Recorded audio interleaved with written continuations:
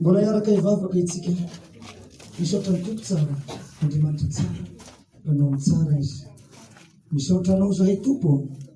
raha imasina tsara indrindra ianao ko makahalana raha tsy rehetra fantatrao tsy miafina aminao Jesoa ny fahotana rehetra ny asan'ny devony satana dia tsy ambininy tsanakely tsy anam-pehefana fa Kristy velona no manjaka ka ho sambatra mandrakizay dia ny rahanao Kristy igorina aminay tsy aso amin'ny rahanao mahery zay Jesosy aho mino aho fa anao Jesosy ny tonga nofo ny tonga anaram-baovao ny atao hoe tsara tsara reto zanakinao reto andray fahasoavana daholo reto ary andovan'ny fanjakany lanitra tsisy ala maina reto amin'ny fanompony anao Jesosy aho amin'ny fanarandianao ary mino aho fa ho any amin'ny paradisa aby reto zanakinao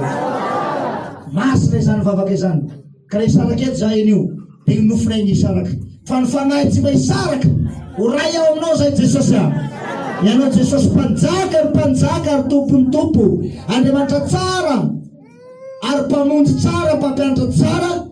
mitondra anaram-baovao atao hoe tsara tsara masina ny vavaka masina koa ny teny masina ny jodrano ka ho amasinonay zany ho amin'ny anarany iray sy ny zanaka ary ny fanahy masina tsaratsara amen.